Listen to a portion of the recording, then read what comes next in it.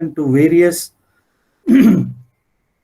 NDT techniques and their industrial applications.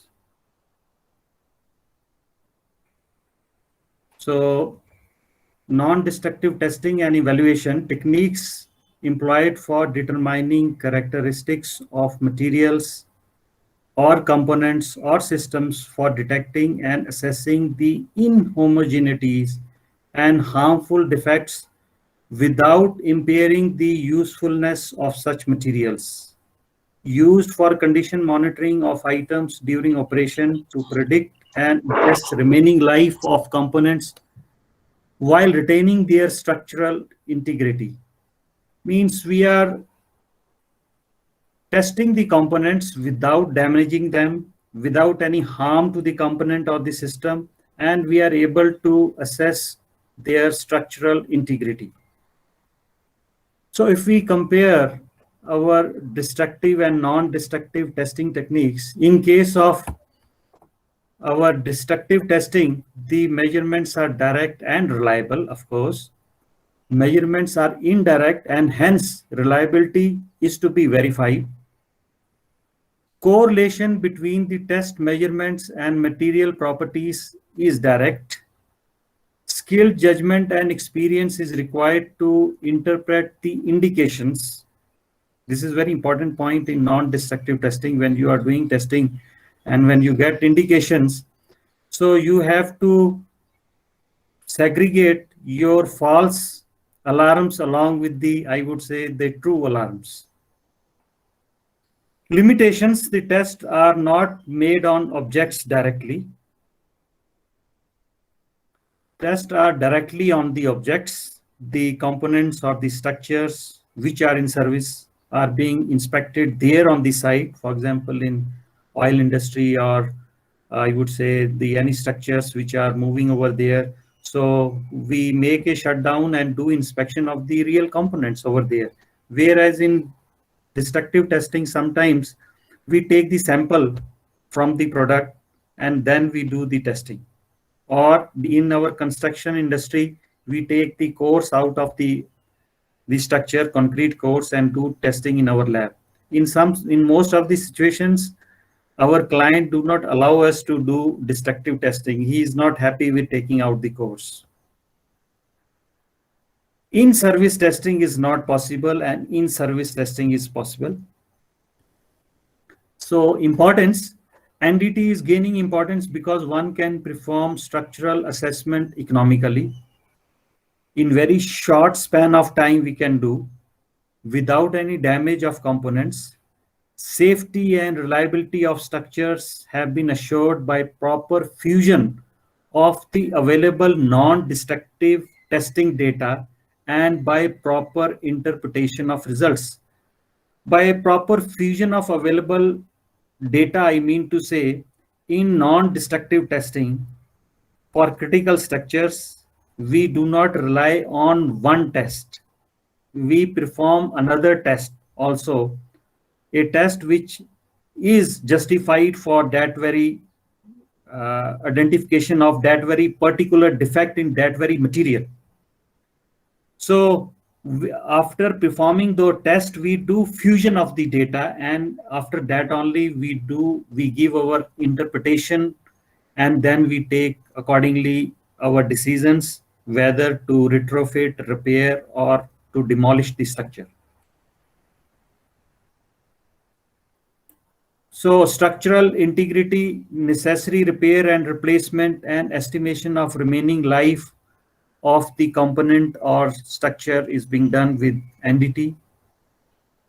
So let me start with how this NDT came into picture, how its importance was realized. This is a very old photograph about Fales and Gray car works in US in 1954. There was a boiler explosion, and it took place at that very moment when the people were coming from their offices, and there were a lot of injuries inside the office as well as outside those who were moving. It is believed around more than 30 people and around more than 50 people, more than 30 died and about more than 50 got severe injuries. This is view of the molasses tank burst in 1919 in Boston. So all molasses in the tank got burst, and the engineers realized that this tank was not inspected, whereas it was not, the temperatures were not more and the pressure was also not more inside over there, but it exploded because of the it's there was some corrosion and it was not subjected to testing over there, and there was a burst over there, and you can see a flood like situation coming over there. Now, missed proper visual testing. This is also an NDT technique, but it happened very, I would say, not long back. In April 1988, people missed the visual testing also. It was a metal fatigue crack in this very Aloha Airlines. Well, people have not, they were all rescued. And one of the passengers told to the investigators that she had noticed this minute crack when she was going inside the cabin over there for boarding, but she did not realize its importance.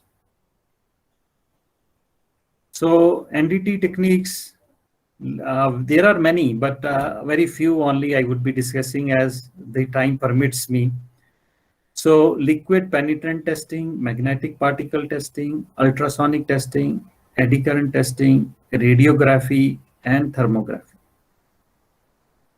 So before moving on to various testing techniques, I realized that most of the testing techniques are focused on identifying the cracks or defects in welded joints, because this is the area of our concern or focus when we do testing of its structure.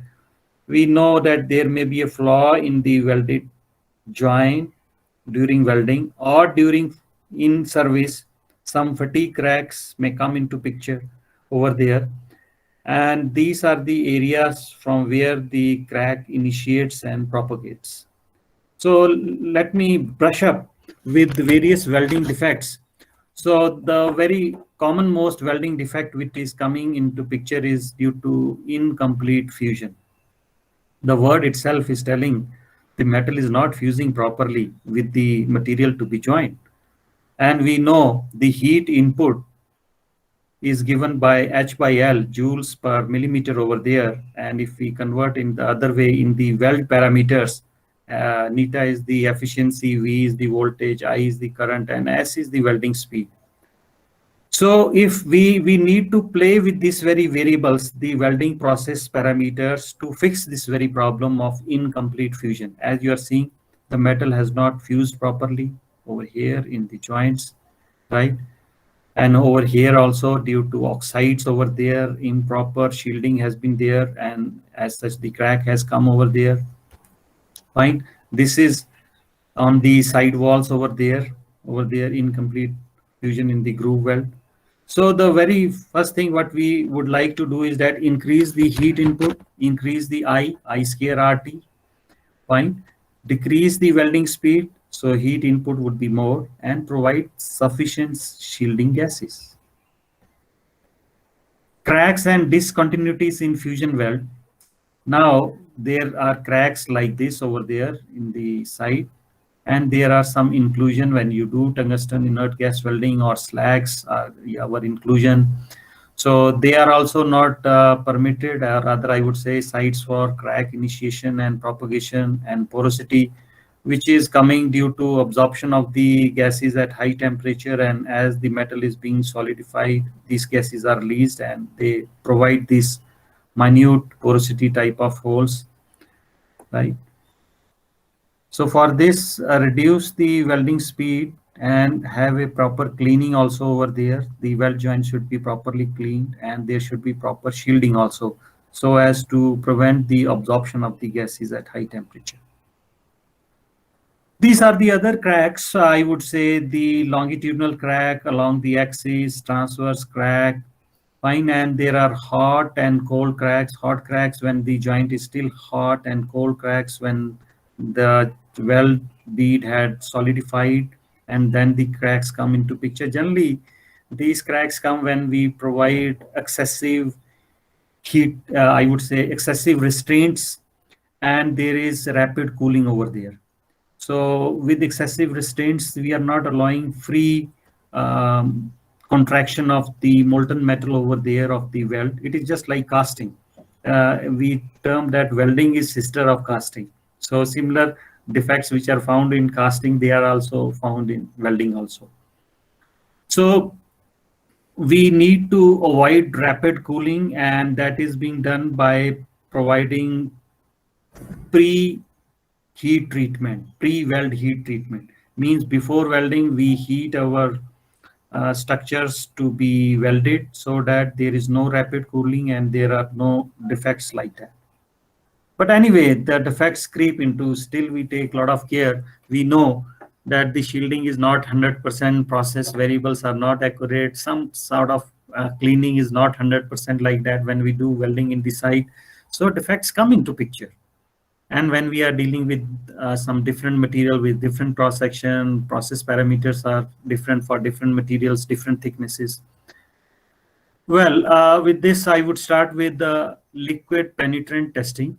And in this very liquid penetrant testing, what we are doing, we are using this very technique. First of all, I would focus before starting with other NDT techniques.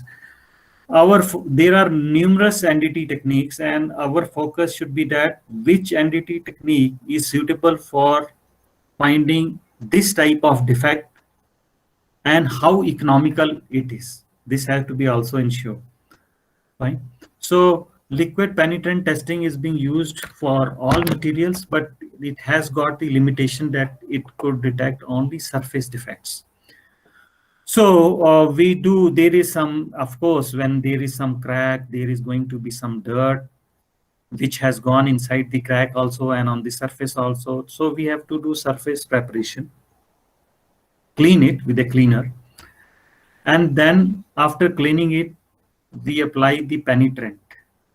So material, a chemical which is in liquid form or in a spray form. So we try to spray this very material, and this penetrates into the crack over there.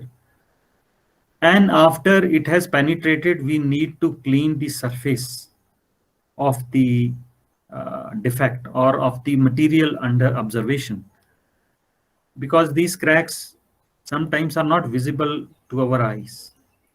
So the surface under examination has to be clean. And then we do apply the developer. This developer, due to as just like a blotting paper, capillary action, so this pulls this very penetrant on the surface so that this is visible to us that here lies the defect. So we are using fluorescent materials also for testing, and they are subjected to UV light, and we know under UV light they are being excited, and then when they come to their original position, they emit light, and we are able to see the cracks under UV light clearly. But the limitation over here is that we have to maintain a dark room for doing such type of liquid fluorescent testing. Then comes our magnetic particle testing as per ASTM standards, American Society for Testing of Materials. E709 indicates that in this very process, we are able to detect our defects by magnetizing the material over there. And where there are some small discontinuities, there is some leakage of flux. So with this very leakage of flux, the magnetic particles or the iron oxide particles, they are being attracted at that very place, and that place is an indication for the defect to be on the surface or under the surface. This technique is restricted for ferromagnetic materials only, which could be magnetized. This means aluminium, difficult to be inspected by magnetic particle testing. So another art which has to be taken care by the operator over there is that proper maneuvering of the, I would say, the legs of, if you are using the York type of magnetic particle testing machine. So it has to be maneuvered, or any equipment what you are using, its flux lines should be oriented, or the orientation of the workpiece should be as such it is perpendicular to the direction of the suspected discontinuity. So generally, to identify the defect, we have to be clever enough to orient our probe in a proper way. These things will come later on for other non-destructive testing techniques also. This word will come, but how we are going to see it in due course of time, you will come to know. So suspended in a suitable vehicle and by introducing a magnetic field of proper strength whose orientation is as close to 90% to the direction of the suspected discontinuity. So with the diagram, it would be clear to you. So this is a surface defect, and when it is being magnetized, the flux lines, the magnetic flux lines are passing over there, and there is some leakage of flux over there where there is discontinuity. And due to this very leakage of flux, the magnetic particles are attracted near to it. As such, this gives an indication that here lies the defect.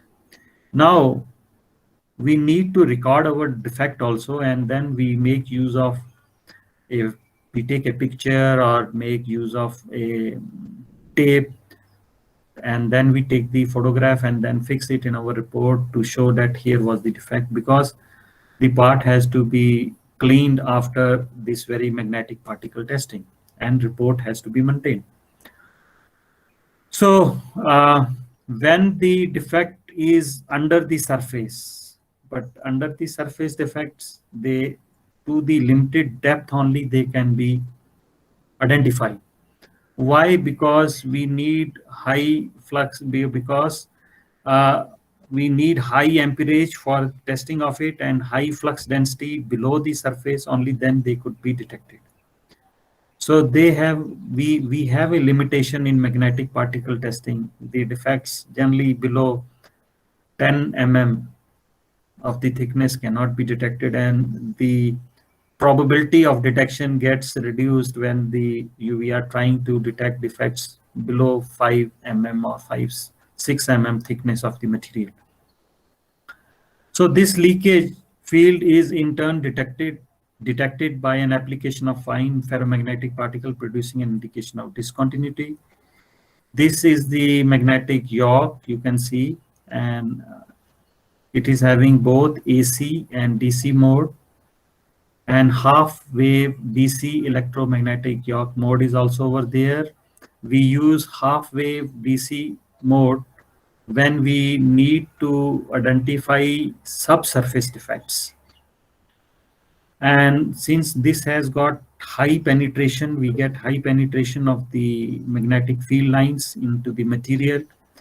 And this half wave, why we are introducing that, we want high mobility of the particles, magnetic particles. So high mobility is being required so that we could easily identify the defect, and they get accumulated at the place where the defect lies. And these are being tested, their use, because when we are into the field, how do we know that our York is working properly? So a weight of 5 kg and 7 kgs is being used to see the strength of the York, that it is providing the necessary magnetic field over there to test the components. Supply voltage around this much is required, input current is this, distance across the yokes which can be adjusted is this. It's just a brief specification of the electromagnetic yokes which are available. mostly in the market. And then we go for 25 kgs with DC mode and 5 kgs in AC mode. Duty cycle is 23%, means after the machine has to be given rest so that to avoid overheating over there. So for every say around 10 minutes of work, so you need to, if duty cycle is 23, the means you should use around 3 to 4 minutes only for use and rest time for its rest. So description of the electromagnetic yoke I have already discussed, I think so. With its application, so it is being used for automotive or railroad components, machine parts, steel or gray iron castings, forgings, in plant inspection, maintenance, even surface and fatigue cracks which are on the gears. So they could be easily detected with magnetic particle testing. And of course, this is a very economical way and reliable way of testing the materials. So this also, I think so, I have discussed. So AC, yes, this also I have discussed. Half wave DC pulse magnetization we use for surface and subsurface flaws. Particle mobility is there. Wet method gives us the best results. So this is a magnetic particle testing, the SPI gauge as per ASTM E709. So what is this SPI gauge? It is having some sections which can be, they are ferromagnetic over there, and then the other sections, they are not ferromagnetic over there. As such, we place it on the job where we are doing testing to ensure that we are getting the magnetic field strength in that very direction of proper value. If we are not getting this, means if we are unable to see these very minute defects, surface defects, how we are going to identify the defects in our workpiece. So these are side drill holes in a block which are giving you an idea of the subsurface defects. And when it is under fluorescent wet magnetic fluorescent testing over there, under UV light, you are seeing the flaws over there which are subsurface, and this is SPI gauge which is being placed, telling you that it's fine when you are doing, everything is fine, the process variables are okay when you are doing the testing in that very direction.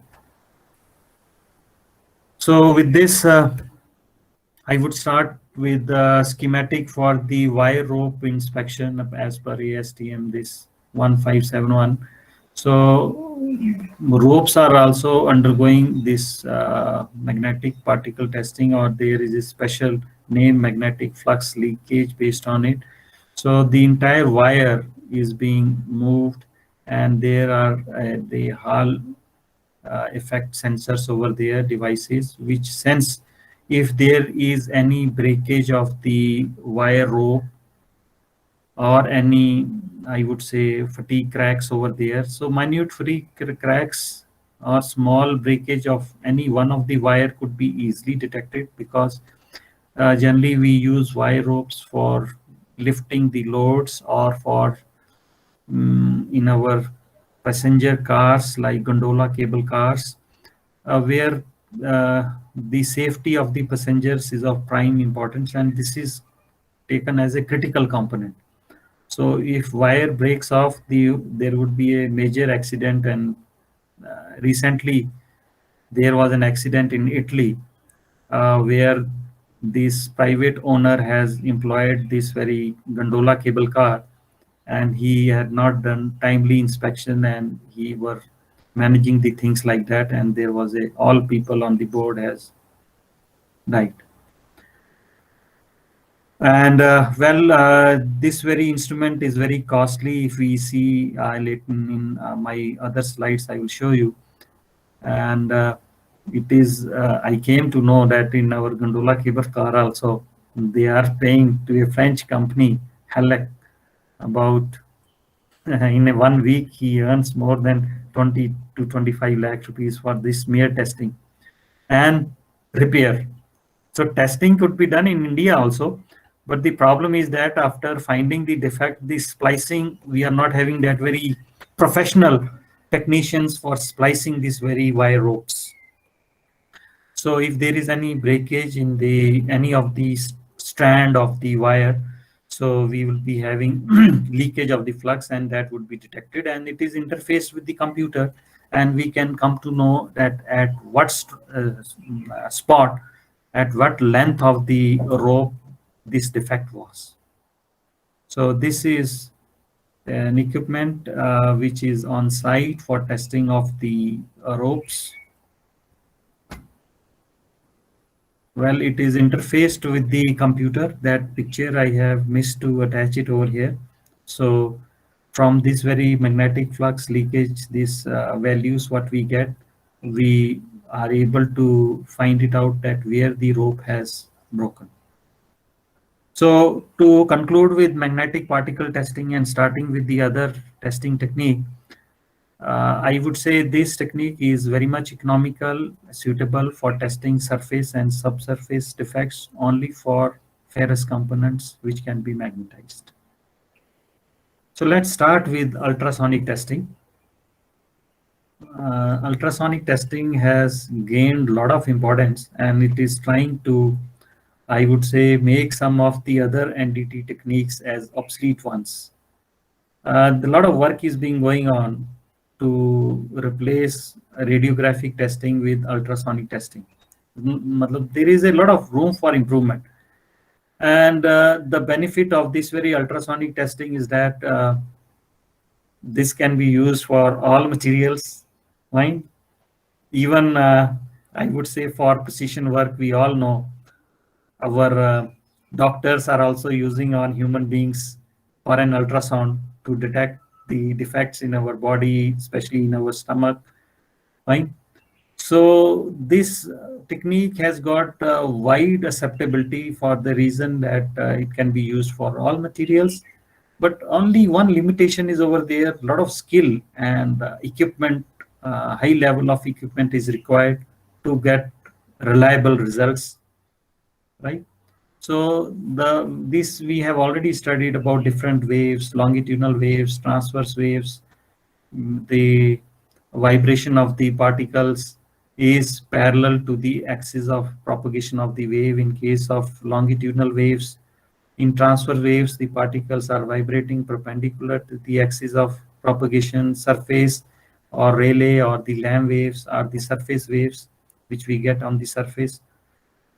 Velocity is frequency into wavelength, and let's take this very simple example. Velocity is 3000 meters per second. I have taken an example for concrete, normal strength concrete with 30 will give this much of waves are to the tune of 5800, 5900 meters per second. And frequency is less, only I have taken in this very example because for testing of concrete structures we use less frequency. We use less frequency for the reason that we want deeper penetration and less attenuation and lossage of signal. So lambda is the wavelength, and the flaw detectable size, the minimum flaw which could be detected with that very probe is half of the wavelength, and the wavelength what we got is the tune of about 30 millimeters, very big crack. So in concrete structures we are interested, the cracks, small cracks are obvious over there, but a big crack is not allowable. And the moment we will increase the frequency in megahertz, this value of lambda will come down over there to only few millimeters and less than a millimeter also, depending upon the frequency what we are using. You can try it out, put these very values, and you can have a look.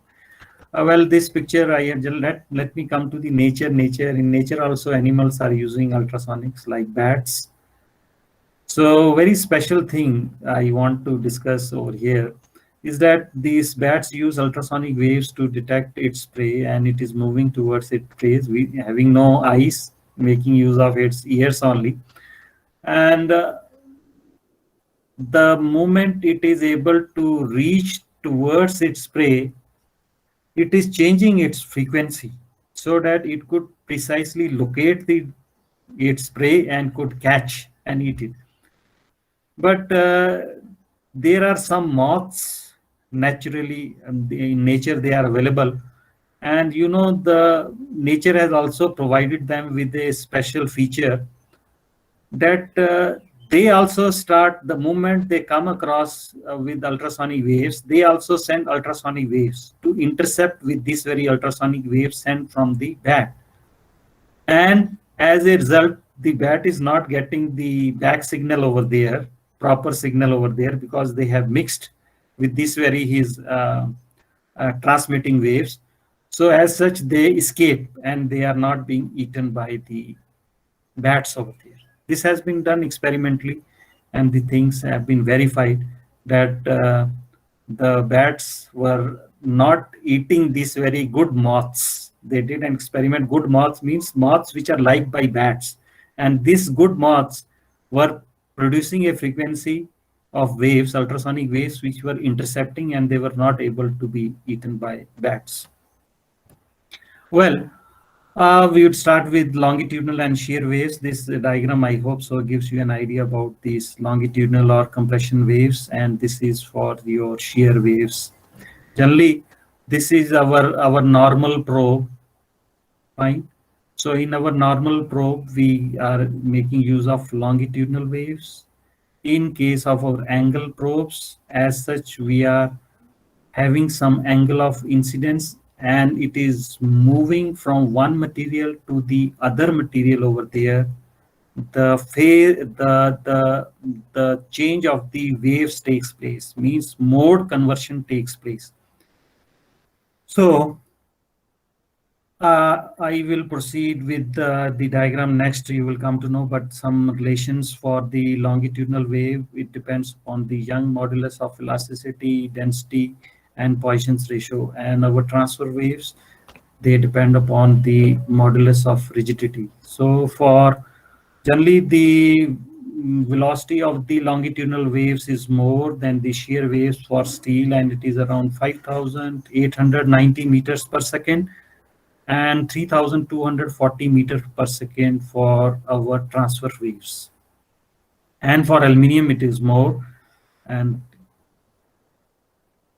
so acoustic impedance, it is Z into your density of the material and the velocity over there.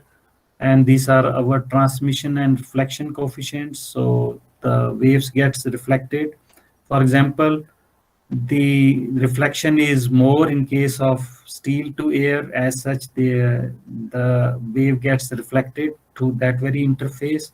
And of course, we are using our couplants also in order to transmit our waves from one medium to the other medium as a passage for them, as well as now to do ultrasonic testing for the components which are at high temperature. We cannot make the contact of the probe, which will get damaged, and we are using electromagnetic acoustic transducers over there for testing, for the transmission of the waves without making a contact.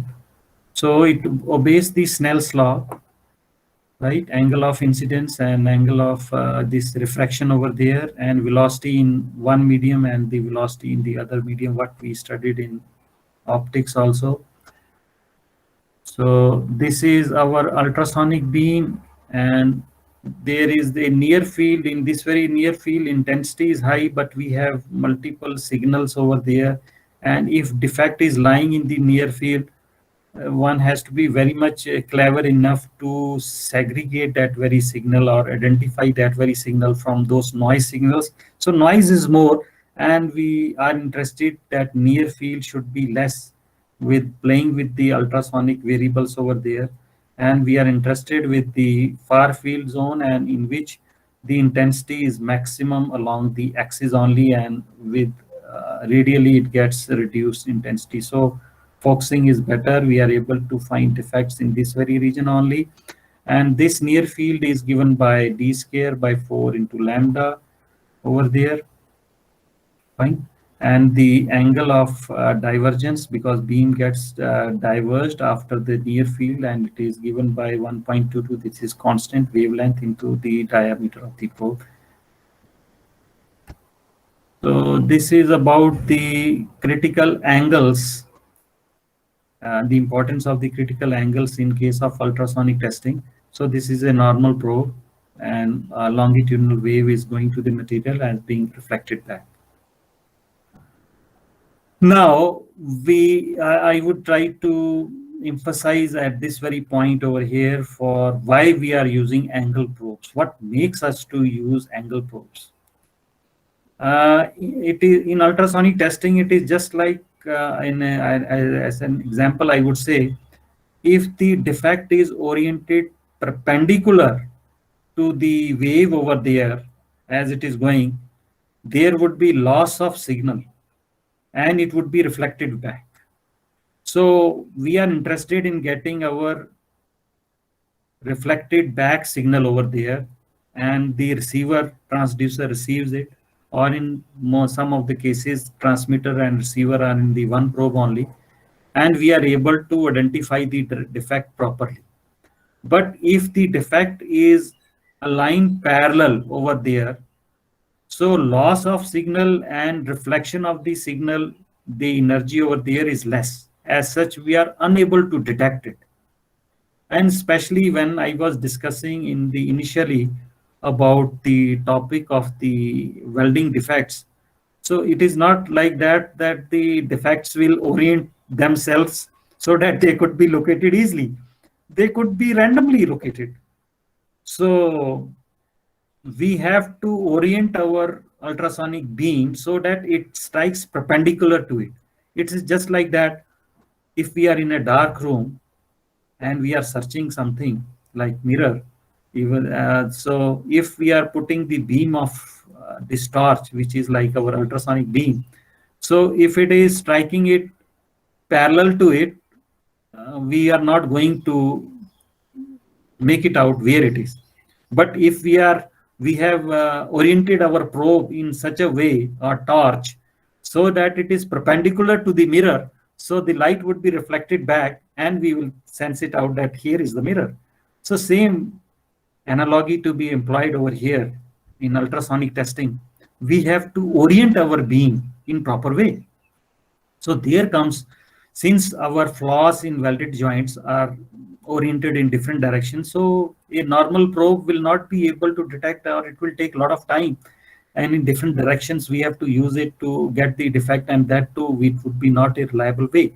So we are using angle probes, and this very angle probes, see, we have some angle of incidence over there, and it has been found as per angle of incidence, some of the wave would be reflected and part of it would go inside the other material and it would be refracted.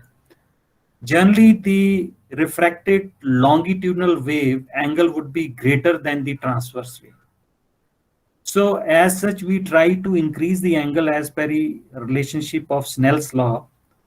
A situation will come when our refracted longitudinal wave, which is this, which would be going along to the surface, and the refracted transverse wave would be at an angle of around, say, 33 degrees for this very particular material, where ultrasonic waves are traveling at around 2,800 and 3,400 meters per second.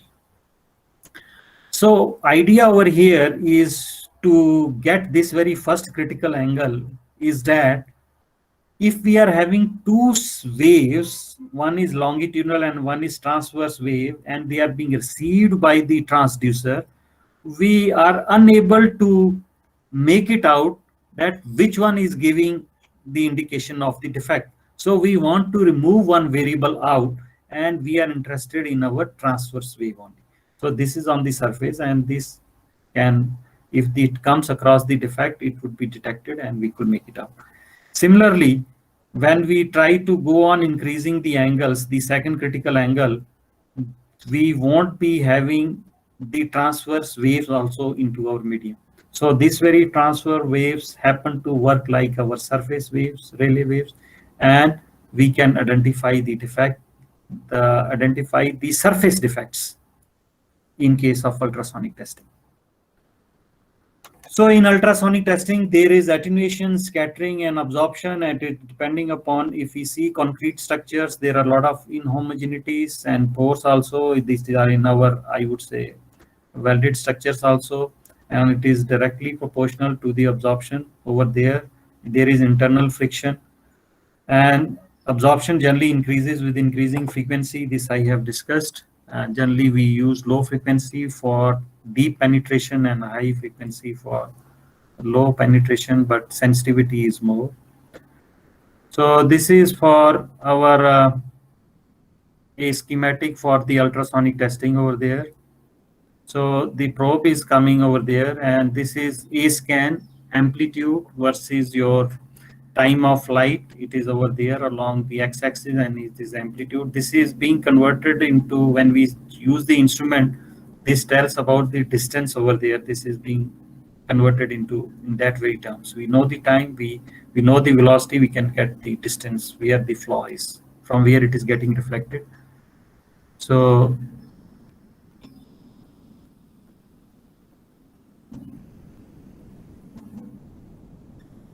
movement you are seeing over here, this is your back wall echo. This is the first bang over there. This is the back wall echo, and this is giving us the time of flight is giving us the thickness of the workpiece.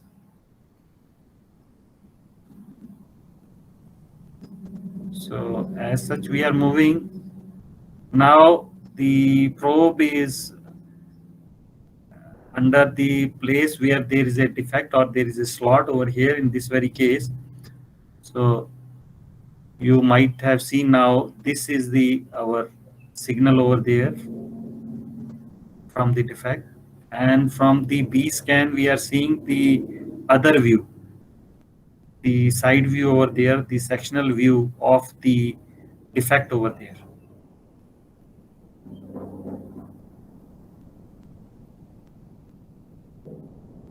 So this is the top view. So in the top view, which is your C scan, this is giving the indication about the flaw.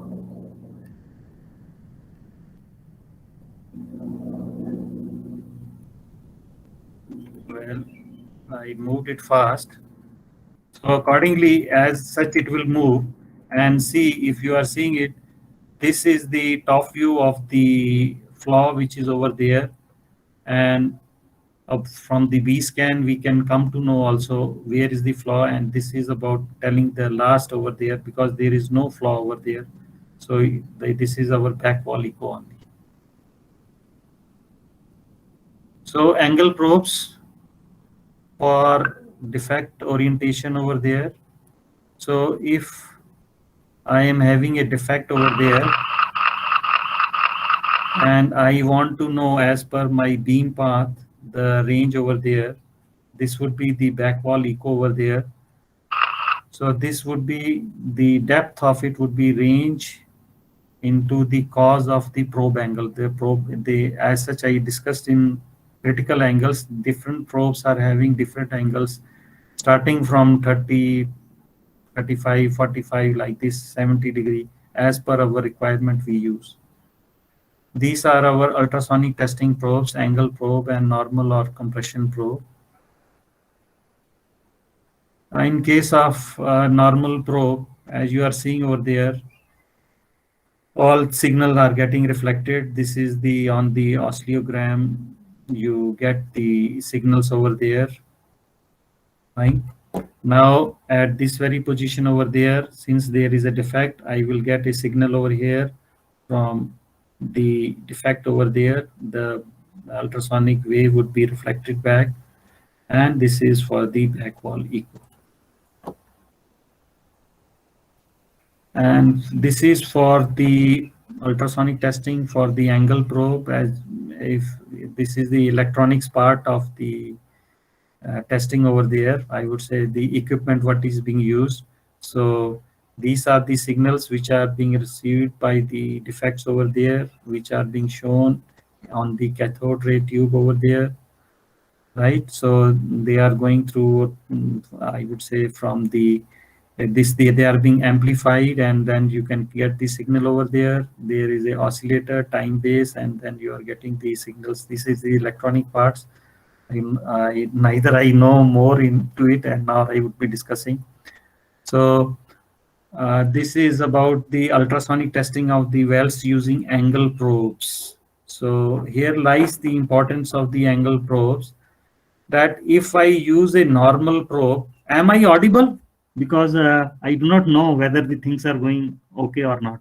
Sir, audible. Yes, sir. Yes, sir. audible. Okay. So is my speed okay? Is it okay, or I should move forward? How much time is left? I am not knowing. It is okay, sir. Okay. Okay. Minutes, sir.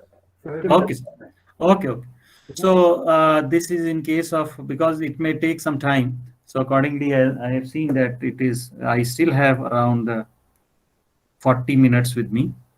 So in case of ultrasonic testing, so you are seeing that if I use the normal probe over there, and if the defect is inclined like that, like lack of this side wall fusion, it has not fused properly, or there is some crack in this very region, and it would be almost aligned parallel to it or at some angle.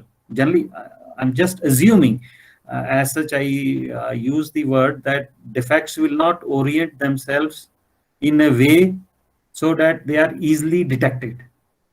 So it is our duty, the skill of the operator lies to use the instrument properly, have some patience, and detect the defects.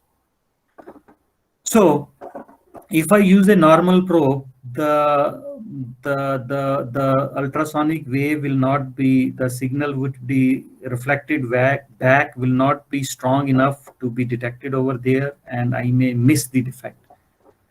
So an angle probe is being used, and such, first of all, what we try to do, we put the probe on the edge of it and find out the full skip distance. Means we keep it in such a way that it will strike at an angle, and they would be going at this very edge and then would be reflected back. So once we find the full skip beam path and the half beam path, and this very distance is the half beam path. This is the angle theta of the probe, and using simple trigonometric relationship, this is the thickness T of the plates to be welded, T.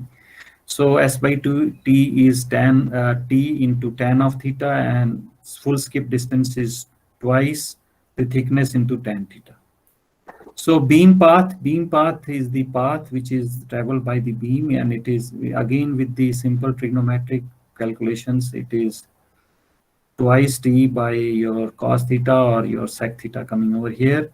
And if we come across any depth, that is BP into your beam path into cos of theta.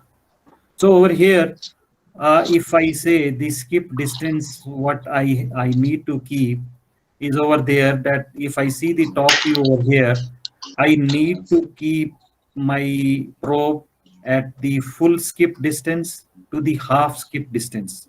And within that very range, I need to move the probe. Why I need to move the probe? You can see with this very example, if I tell you. So if it is kept at the full skip distance over there, this will give the beam path would be like this. So any defects lying along this very path would be detected. Similarly, when maybe defect is at some other position, so I need to move it forward. As such, the beam path would be just like as such I am moving my mouse. And similarly, it would be covering this very weld bead like this. And at last over there, it will strike at the toe over there, and then it will go. And from the other side also, I have to use it. So when I am using from the other side also, and I am moving the beam, I am moving the probe, it is taking time, as well as no doubt I am able to detect the defect, but once I am moving the probe, I am doing some variation is coming into picture, and signal have to be carefully analyzed. So it will take a lot of time for me to move all along the weld joint over there, along the both sides, and till I identify the defect which is oriented in some other way. But any of the beam which I would be moving would be striking at that very defect at in such a way which it is striking perpendicular to it. For example, the flaw is like this. So when this beam will come, so this would be almost perpendicular to this very defect flaw over there. And from this very flaw, the beam would be reflected back and it would be sensed by the receiver part over there, and we will get the signal over there. The receiver, again, it is a piezoelectric crystal. It will start vibrating, and then we will get an electrical signal, and that is converted into, I would say, amplitude versus your time, and then we can see our depth and the location of the depth.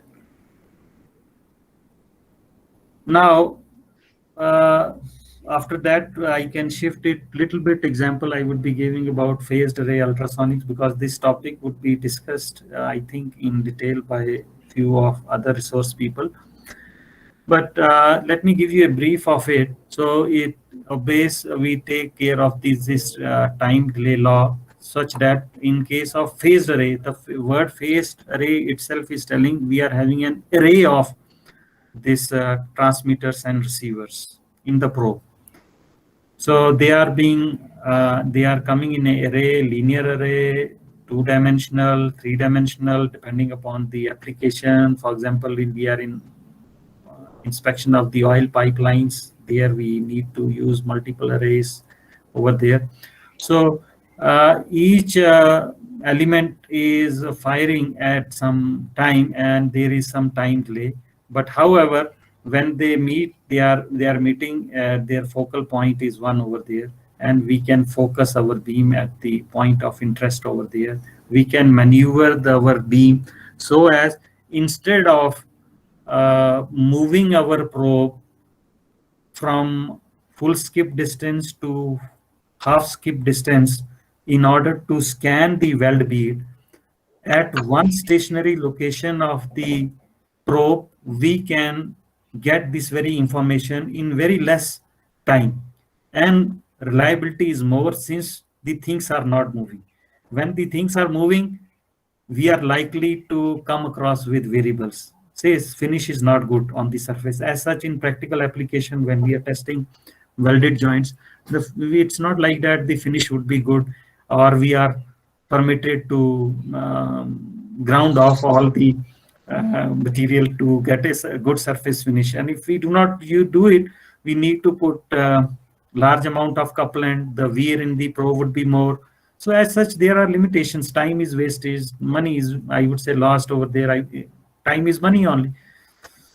So in case of our phased array ultrasonics, so you are seeing over here, the all are being fired at the same time, right? So we are having a straight beam over there. Now, as such, these elements are being fired with this very graph. You can have a look with the different time delays, and center one is different, and we can focus at a particular point, which is the area of interest for us, and we have an idea that most likely we are interested in locating the defect somewhere over here. So this is another beam. Here you can see we are able to steer our beam, right?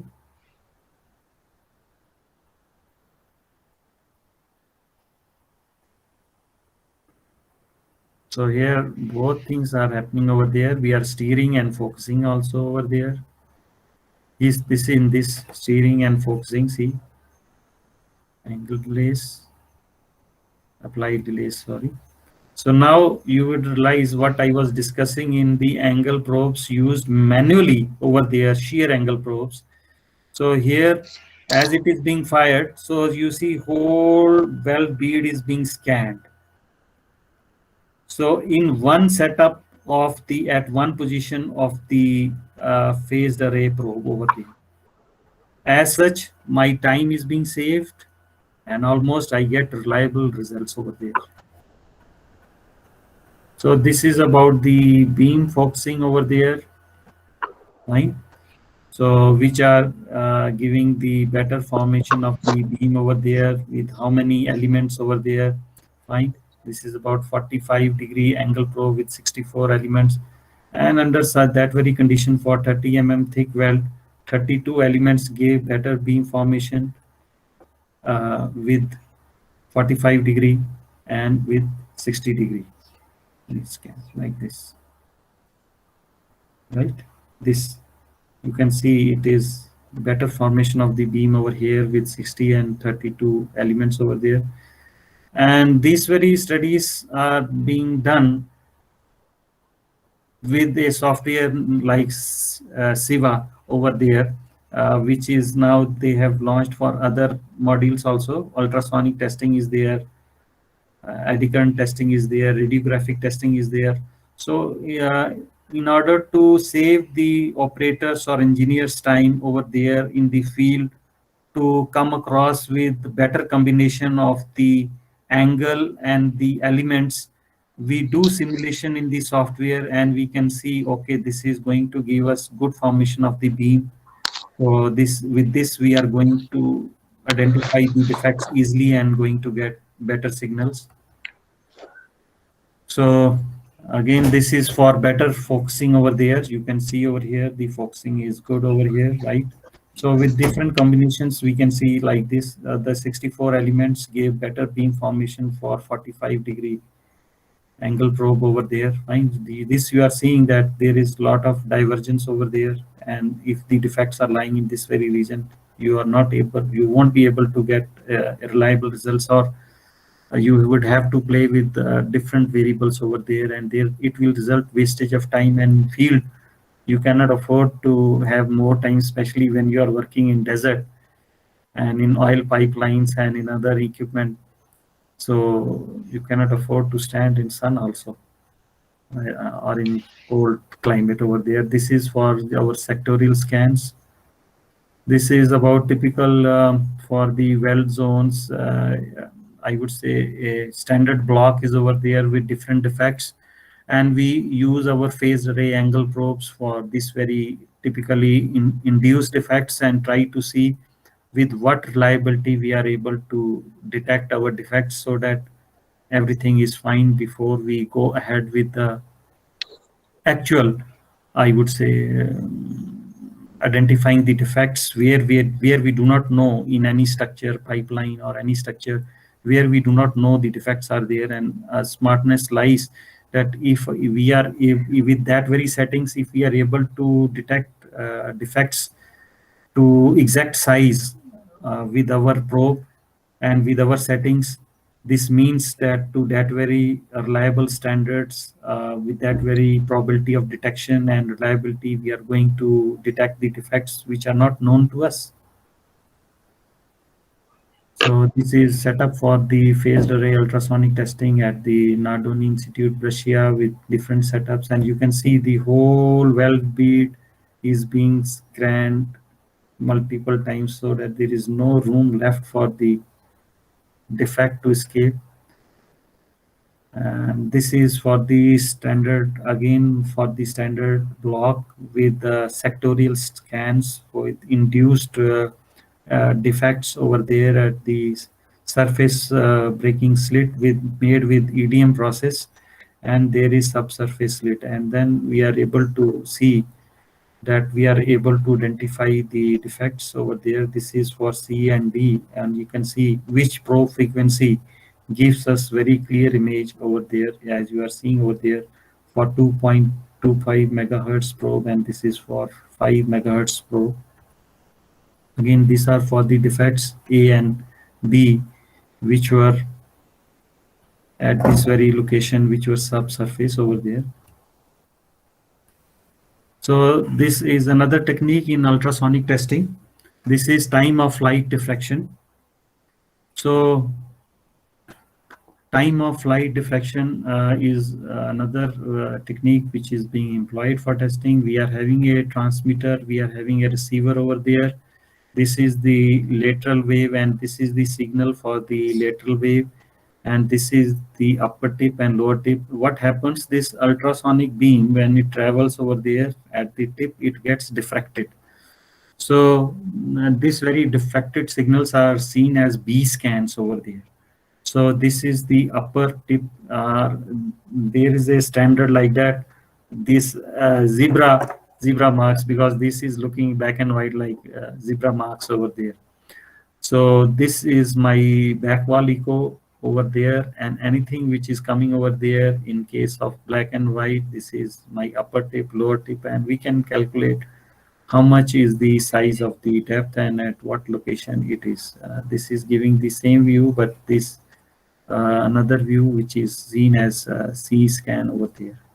So different standards have been maintained, especially in the Nardoni Institute of Technology, for inspecting different materials, stainless steels, different grades, right? And titanium alloys, which are being widely used in aircraft industry, tungsten alloys, titanium alloys. So these materials behave differently with the ultrasonic waves.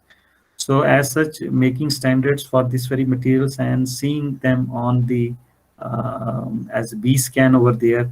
So studies have been already done. So to give an information to the engineer that for testing this very material, they should use this very probe with this very frequency over there to get better results and to get the better images of the zebra marks to identify any sort of defect in the weld joint or any other in structure.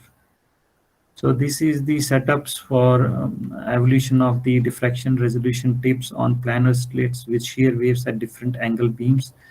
So for different depths, it is telling you if the depth is at, if the crack is at this depth, experimentally it has been verified over there that with the 60-degree angle probe, how much is the diffraction and which one is getting over there. So green is the diffraction at the depth, and which we are interested over there, and these settings will give us. Otherwise, we would have to play with all this very combination to come across with this very green ones, right? Now this is the phased array probes which have been attached over there for testing austenitic pipe welds with dual metric probes. Means there are two probes over there. Fine. In some situation there is a single probe over there. In huge pipelines you are seeing over there.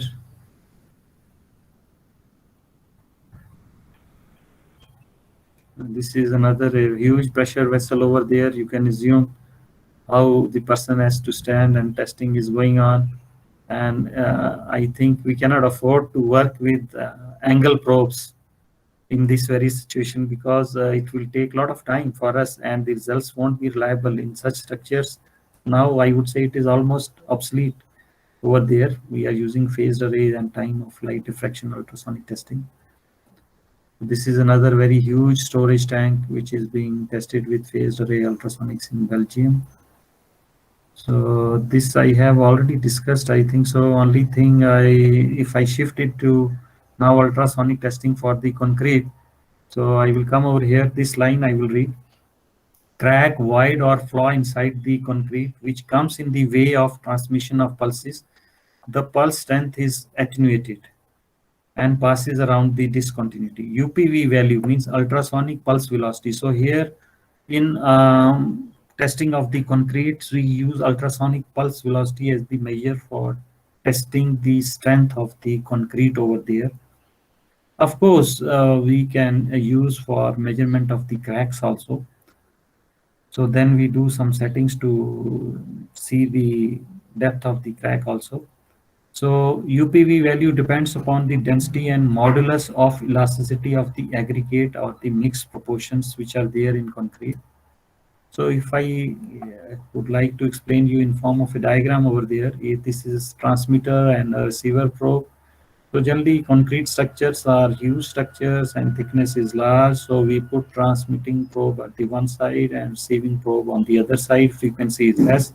So we can go ahead with deeper penetration over there.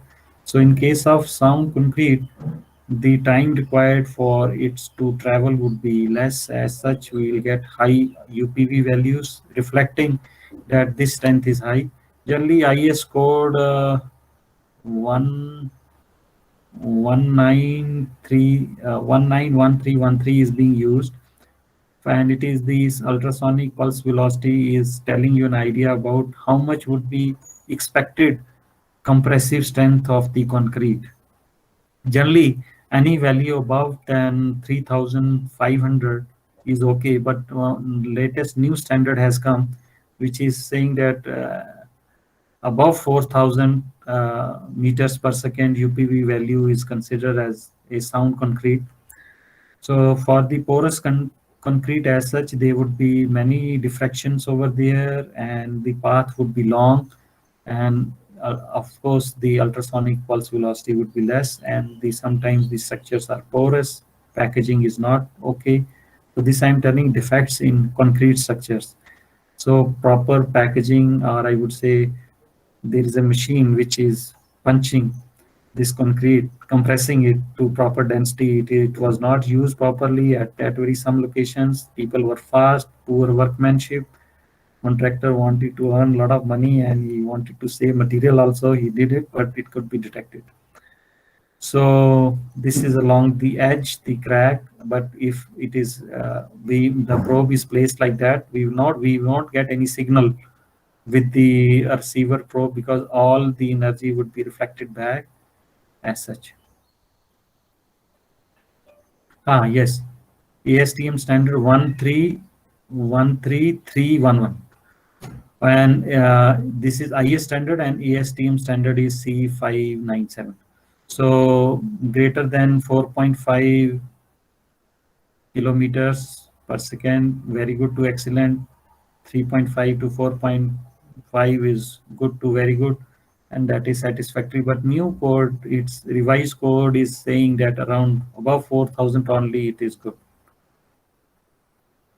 So this is rebound hammer. I would say very conventional technique. Is I would say Silver Smith was the engineer who invented this very technique and automized it. In old days and still now also, when we go to some purchasing some, I would say any utensil, or when we see car body also sometimes, or we try to knock it, even wood, or even I would say if we go to purchase some pumpkins or this I would say watermelon, so if it gives us a dull sound, we say, oh, it is rotten, it is gone. So if it gives us a very high pitched sound, we say, no, it's likely to be good. So similarly, when this rebound hammer strikes the concrete, if it is having good amount of compressive strength, the rebound hammer value would be more. So what is happening over there, that there is a amount of mass, I'm not remembering exactly, is being loaded. It's a spring loaded, and it is made to strike onto the concrete, and it is energy is being reflected back, and then you see the rebound hammer reading over there. This is Tyco ultrasonic UPV testing machine, and these are our probes. Since it is giving the measuring range in the case of time over there, and then finally we convert it into the UPV value over there, and we get the values over there. The resolution is to the tune of 0.1 microseconds. This is the rebound hammer details over there. This is the impact energy. 2.2 Newton per meter is the energy with which it is striking, and you gets rebound back and you get the reading. I hope so. I have put the graph also to yes. So rebound hammer conversion chart is over there. So these people Prosek from Switzerland, they did a lot of experimentation, and they converted these Q values into the compressive strength over there. So this graph is being plotted over there, and we get this best fitting curve over there.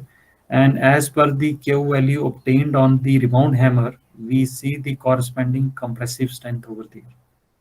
Well, if the concrete is carbonated or corrosion is there, this we have to apply the correction factor as per the pH value of the concrete to get the right compressive strength of the concrete, because in that situations rebound hammer value will not give us the right indication of the compressive strength.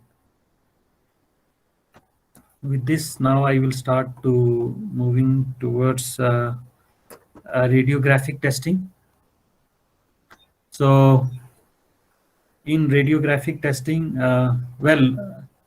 before it I conclude, in ultrasonic testing as such, we have discussed that ultrasonic testing is being widely adopted process for detection of defects in all sort of materials. Even in composites, we are using ultrasonic testing over there. At the same time, when the structures are critical, for example, aircraft components, sometimes we go ahead with the radiographic testing also over there. As such, I told you, we cannot rely on one method for testing. We have to confirm it with other method over there. So, but mostly, yeah, to get the overall picture of an aircraft, which I physically myself, I was there in NEL Bangalore. I saw ultrasonic testing over there in a very special way. You cannot scan the whole aircraft properly with your hands. So these probes were just like controlled by a robot. There was a robotic hand over there, and in between medium was your water, and through water the ultrasonic waves were going, and this whole material was mostly of composite. And then from the C scans, we were able to see where actually the defects are there, what is the geometry of the defects very quickly.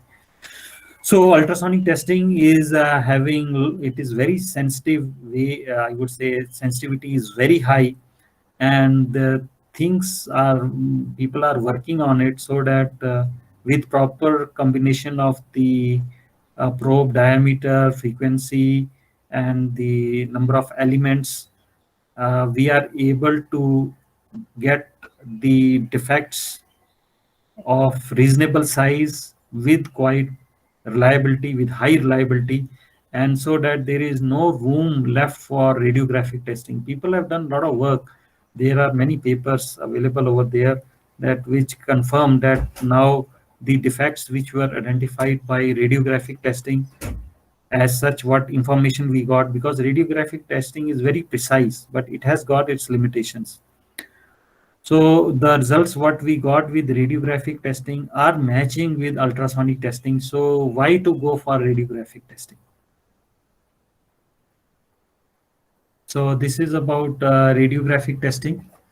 So as we know, ultrasonic, I'm lost in ultrasonic. In radiographic testing, you make use of X-rays, and we already might have studied earlier also. So there is a high-speed electron beams from the cathode are focused, they are emitted, and they are focused on anode. Only 1% of the energy is being getting as an output through X-rays, by X-rays, and rest is converted into heat. And this chamber, as you are seeing, it is having fins over there for dissipation of heat, and it is air cooled also. Fine.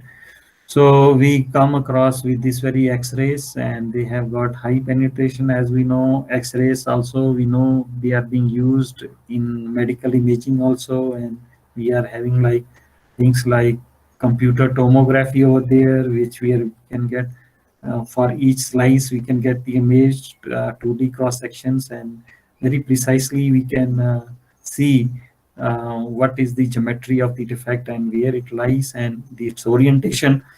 So one of the resource persons would be discussing in detail about it.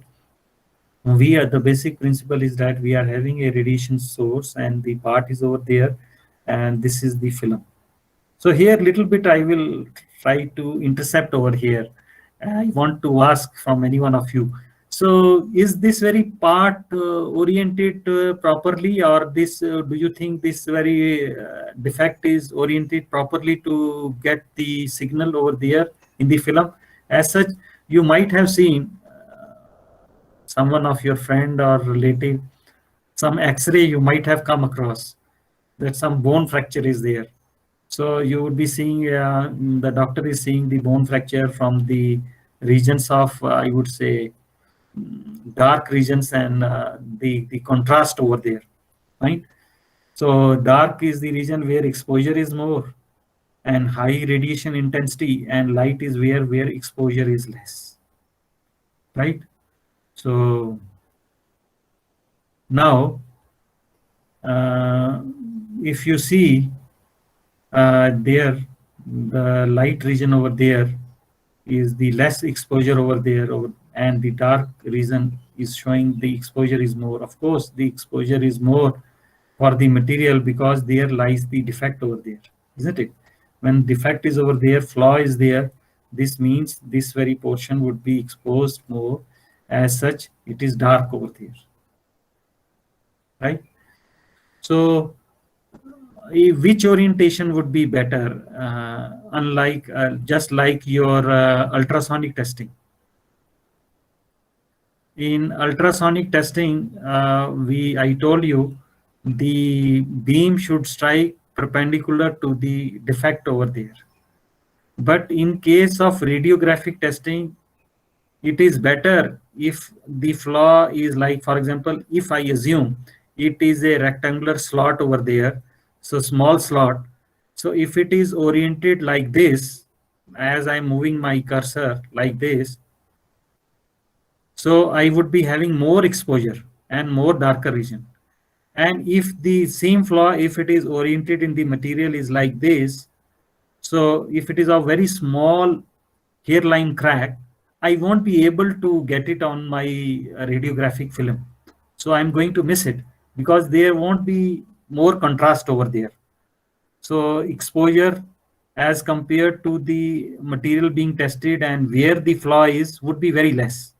So in this case, unlike ultrasonic testing, it should be oriented in a different way.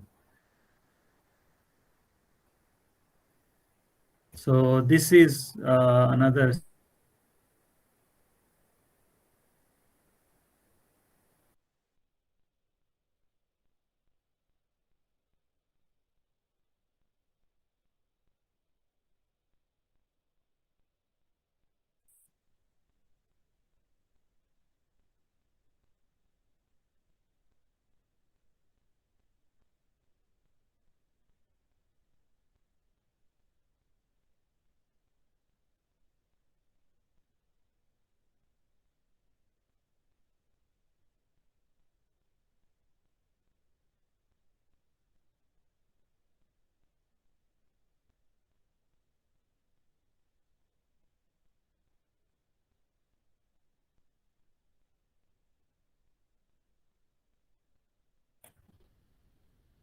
I'm not able to hear, sir. Hello, sir.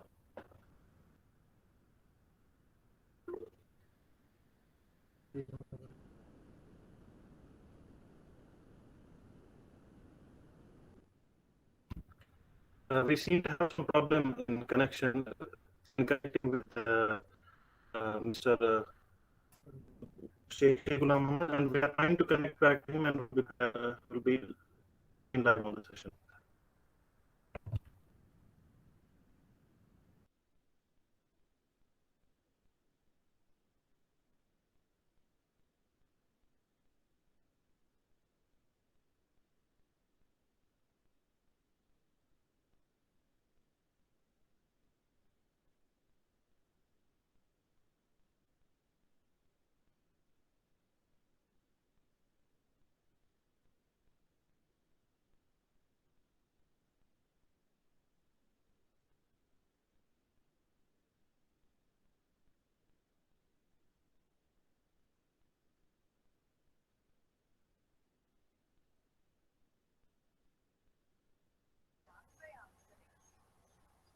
Hello.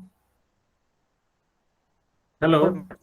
Wait a minute, sir. Wait a minute. Hello. Actually, light went away, and I am using now different net from my mobile.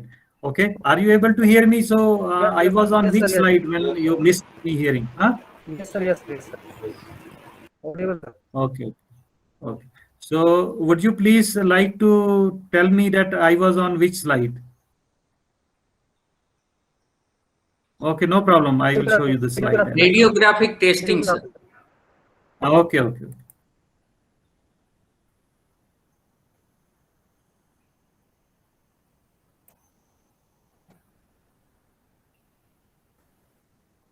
So are you able to hear me and see my screen? Hello? Yes, sir. Yes, sir. Yes, sir, visible. Yes, sir, visible. Okay. Are you able to see my screen also? Yes, sir. Yes, sir. Okay. It is visible and So, okay. So I'm sorry for the inconvenience because we are in the Kashmir Valley and here we do not know when electricity will go. So anyway, so thanks to Almighty that I am again connected with you. So this is with radiographic testing. I hope so. I have not completed this very slide, isn't it? Hello. Yes, sir, it was not. Okay. Okay. So we are having X-ray or gamma ray source. We are using gamma rays also. We are using this cobalt 60 as radio isotopes, in which we are having an half-life of around, I would say, 5.27 years, something like that. So, or days, I would say. So we are using them also to get the radiographic testing done. Since the limitation of X-rays is that it is not portable over there.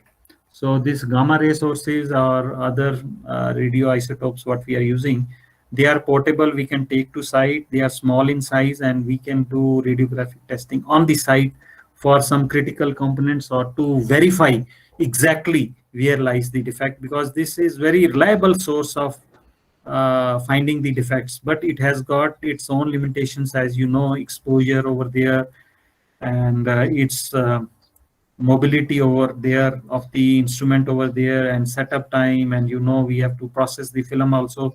So here is the image quality indicator. This image quality indicator is being placed on the weld bead which is going to be tested, and accordingly when we see the radiographic film, if we are able to see the contrast of the lines and the pitch over there which has been placed as the image quality indicator, this means that we have done the proper settings over there, and uh, the the results which we obtain are reliable. We can rely on the results. So this is about the X-ray radiographs for the welded joint. Here you are seeing lack of fusion, and there you are seeing some inclusion over there, right? So a contrast over there. Here is also a contrast. Crack was there, more exposure, and this means it is dark region over there. And then again the lack of fusion over here, and then slag inclusion, as I discussed in tungsten arc welding. We are doing welding for aluminum and stainless steels. So these slag inclusions due to high temperature of the electrode sometimes get trapped in the weld bead, and they have to be located because they are the regions for the crack initiation and propagation. Here also you are able to see some slag inclusion over there in form of a radiograph.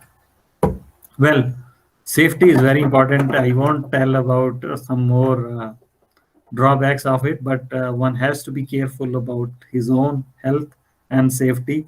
So don't be more curious enough to go near the radiographic testing equipment, because you are exposed to radiation and it damage our living cells and tissues.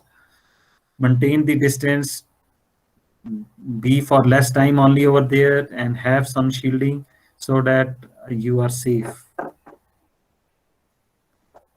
Now, eddy current testing.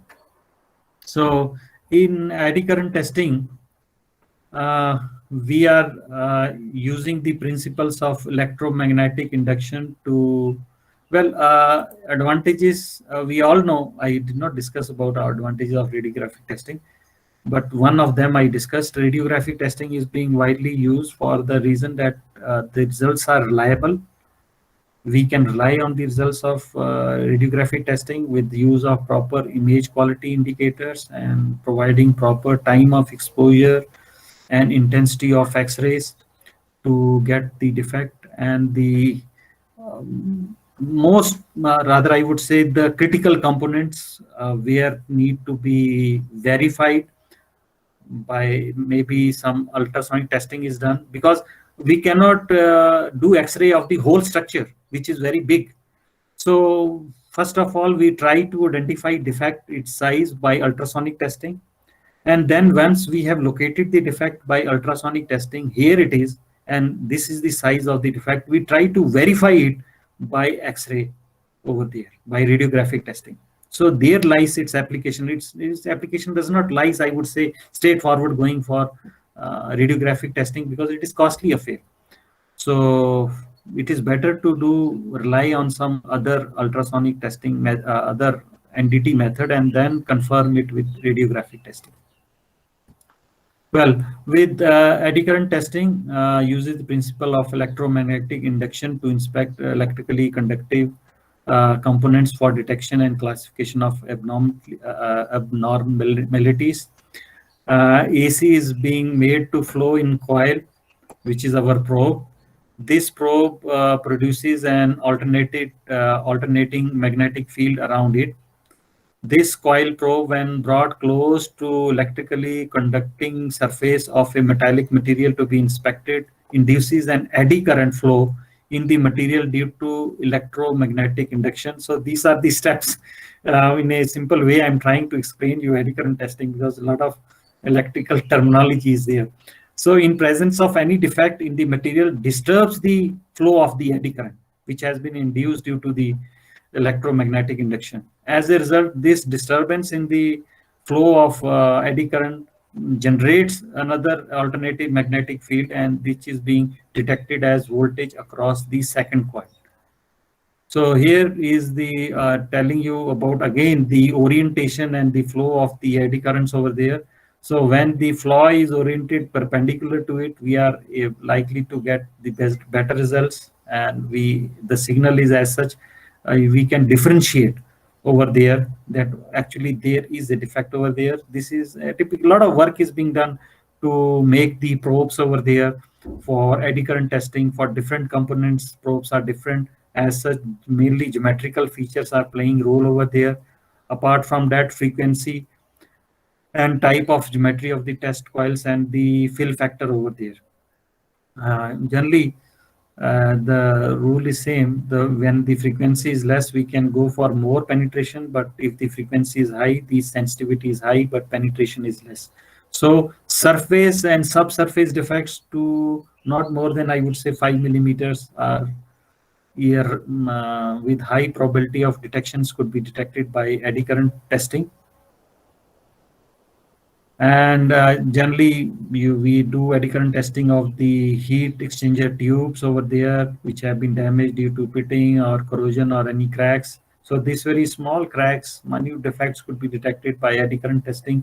Even our aircraft structures also, they are being tested by eddy current testing. Gas turbine blades.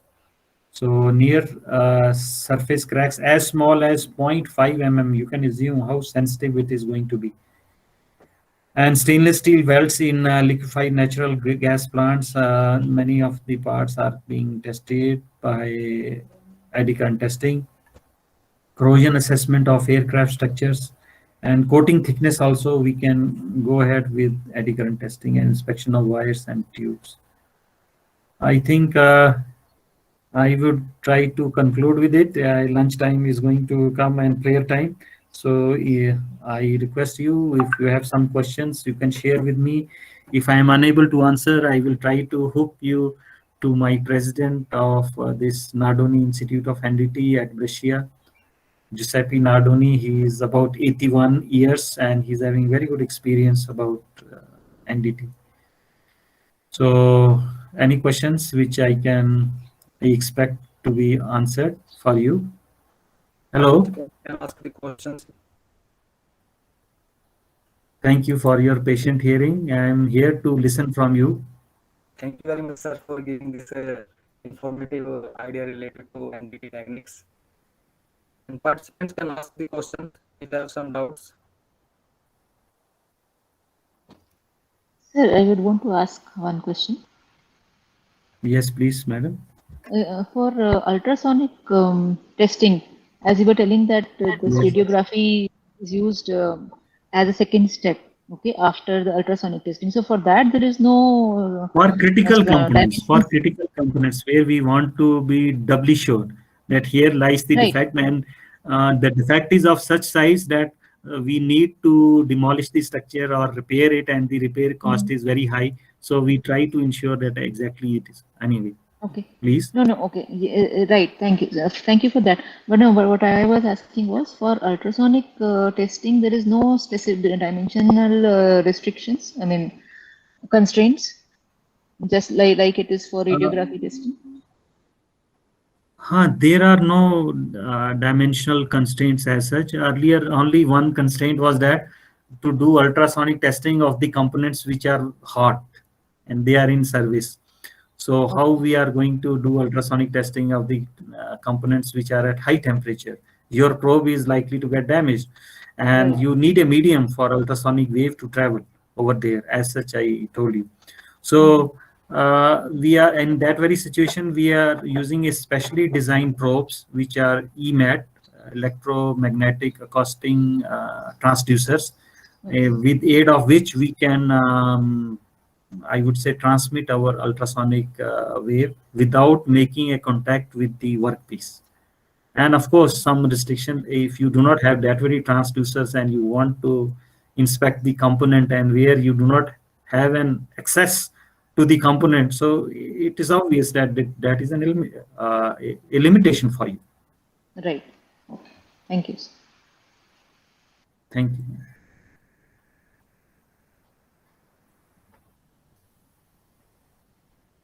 Okay, anyone else? Any questions? Participants have any doubts? Can ask the questions. It is not there.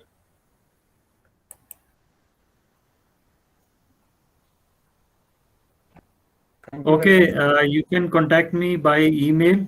Yes, yes, I would like to answer your questions, and if as such I convey you, if I am unable to answer it, I will try to get them answered through my boss over Thank you. there who is in Italy. So thank you. Thank you, sir. Thank you. Thank you to all for your patient hearing. Thank you. Thank you, sir. Thank you. Have a nice day. Take deep breaths. Come fresh with the next session. Thank you, sir. Okay. Thank Have a you. good lunch. Thank you.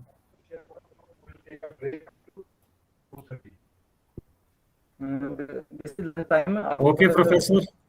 after when the next lecture will start at 2:30 p.m. We'll meet 2:30 p.m.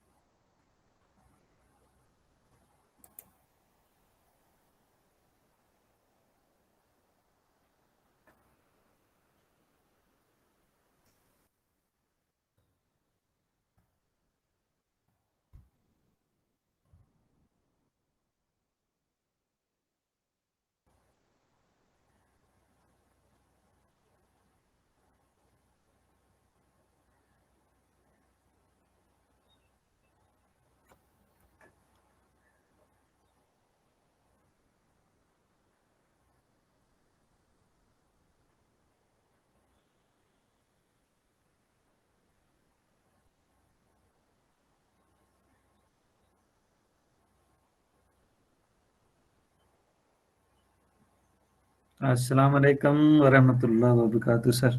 Jazakallah khair. You gave me honor and you gave me an opportunity